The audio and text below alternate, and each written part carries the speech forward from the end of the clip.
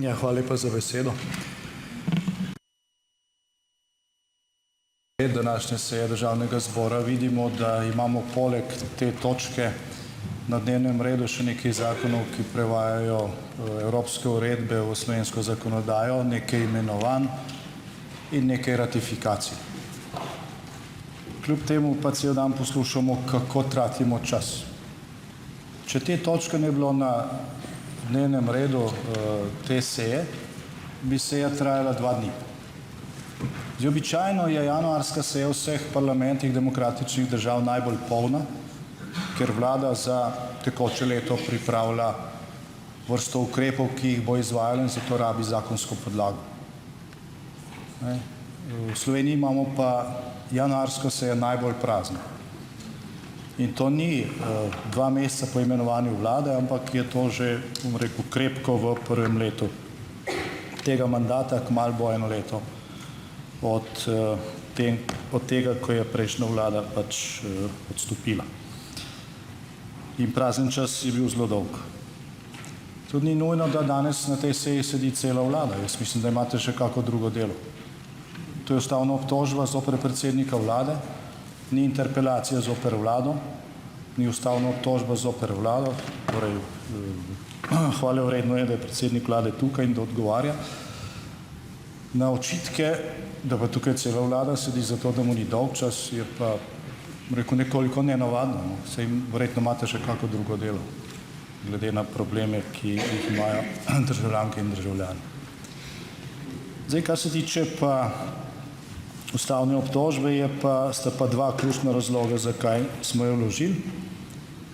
In iskreno rečeno, nekoliko smo preveč optimistično upali, da do te razprave ne bo prišlo, ker to obtožbo bi mi umaknili, če bi vi vmes predlagali obljubljeni zakon. Pa ga niste. Zdaj, ko ljudje slišijo zakon, mislijo, da je to, bom rekel, taka knjiga. Gre za en sam stavek. Če imate več rešitev za isti problem, potem, ne vem, predložite več stavkov, pa se bo izbiralo. Ampak za en sam stavek gre. In vsi vemo, za kakšen. In ta stavek, spoštovani, in to je prvi razlog, da smo vložili to ustavno obtožbo, je bil strani ne te vlade, ampak več ali manj iste koalicije, imamo neko reciklirano vlado z manjšinsko podporo. Ta stavek je bil obljubljen doslej 5-krat.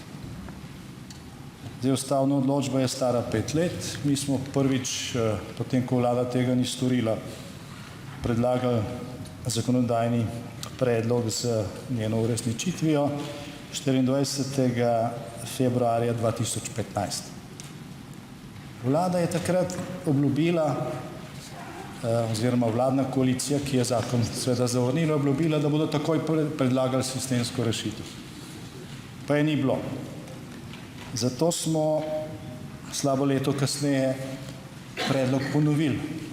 Spet je bil zavrnjen in vlada je rekla,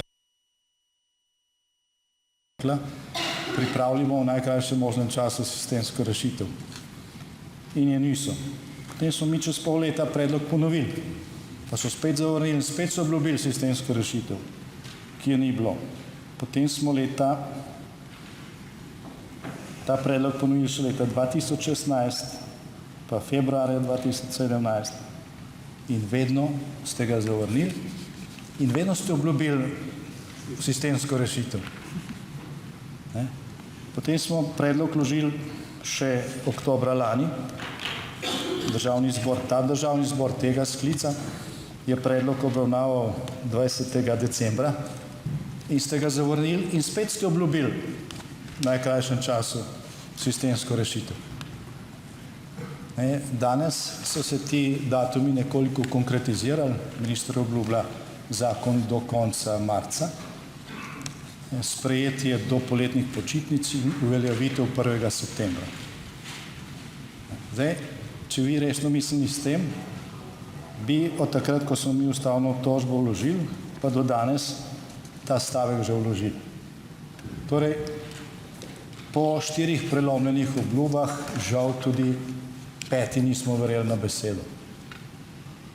Tokrat še toliko bolj ne, ker je ta zadnja zavrnitev, to zadnjo zavrnitev vladajoča koalicija izglasovala na eksplicitno negativno stališče vlade, pod vodstvom gospoda Šarca, češ da zavrača, da vlada nasprotuje zakonu, ki uveljavlja ustavno odločbo. In to je formalni razlog za vložitev ustavne obtožbe. Mi nismo pričakovali, da bo izglasovano. Vendar je to pospešilo sistemsko rešitev, ki jo obljubljate že 5 let, in da bomo ta stavek dobili v proceduro. Pa ga nismo. Namesto tega stavka v obliki zakonskega predloga smo dobili na tisoče stavkov, ki so bili danes izrečeni, ki ponavljajo iste izgovore, kot smo jih poslušali zadnja 4 leta. Iste izgovore. Zelo rado se citira ločena mnenja ustavnih sodnikov, ki so bili proti, kar je zanimiva debata, ampak to ni ustavna odločba. Ustavna odločba je bila izglasovana in velja. Sicer ni nenavadno, da pač manjšinska vlada citira manjšinska mnenja in misli, da so večinska, ampak to nič ne spremeni dejstva. Samo nekoliko razjasnjuje ta položaj, v katerem smo tudi danes, ko imamo neko vlado, ki je nekje na robni stopnji legitimnosti. Zdaj, drugi razlog, zaradi katerega je ta ustavna obtožba vložena, so pa dvojna merila, ki jih konkretno ta vlada in ta koalicija uporablja. Zdaj, kolegice in kolegi so že citirali ta primer zakona oziroma ustavne odločbe glede izbrisanih, s kakšno vnemo je ta koalicija uresničila ustavno odločbo o odškodnini za izbrisane, ki je težka čez 50 milijonov evrov. V istem času, ko je težko najti 250 tisoč evrov za ostale odškodnine za slepe otroke, za starše slepih otrok, ali ko je takšen problem zdaj že 5 let 300 tisoč evrov za enakopravno financiranje vseh šol v Sloveniji, tako da se preneha delitev otrok na prvo- in drugorazredne. Za 300 tisoč evrov gre. Predvsem gre za princip, ampak 50 milijonov evrov za odškodnine za izbrisane na podlagi odločbe istega ustavnega sodišča čez noč. Ko gre pa za Slovence in za slovenske državljane, je pa tak problem. 5. razpravljamo o tem. 6. pravzaprav. Ker zdaj ne razpravljamo o zakonu. Bo stvar še hujša. V Sloveniji velja zakon o socialnih prejemkih, kjer piše, da se odškodnine štejejo v dohodek, ki je obdavčen in zaradi česar tisti, ki dobi neko odškodnino, potem praktično praviloma ni upravičen do socialne pomoči, če je v tej kategoriji.